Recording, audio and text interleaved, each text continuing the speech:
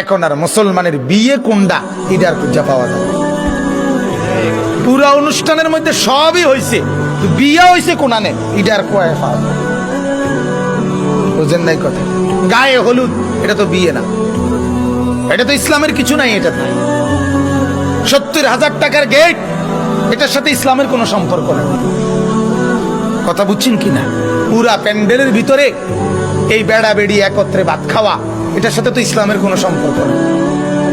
পুরা অনুষ্ঠানটা ভিডিও হওয়া বেড়া বেড়ির, এটার সাথে তো ইসলামের কোনো সম্পর্ক নেই।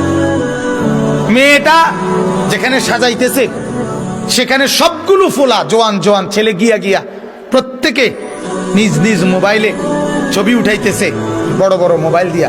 এটার সাথে ইসলামের কোনো সম্পর্ক আছে? ছেলেটা যেখানে বর বয়াইছে, হ্যাঁ, তার লগে যে জোয়ান জোয়ান বেড়ি মহিলা মেয়ে এই অসভ্য করে যে লগে বসাইলো, হ্যাঁ, কতগুলো জানোয়ার, কতগুলো নর্তকী পাশে যে বসাইলো, এটার সাথে ইসলামের কোনো সম্পর্ক আছে?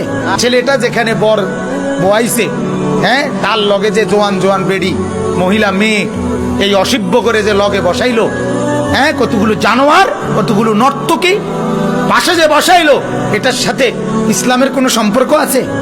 এত বড় বাতের থালা, এটার লগেও তো ইসলামের কোনো সম্পর্ক নেই। এক বেড়া কি রাক্ষস নিয়ে, এতে বেড়া, এতে জামাইয়ে না। কথা বলেন না কেন? কি তার 14 গোষ্ঠীর জীবনে ভাত খাইছে না?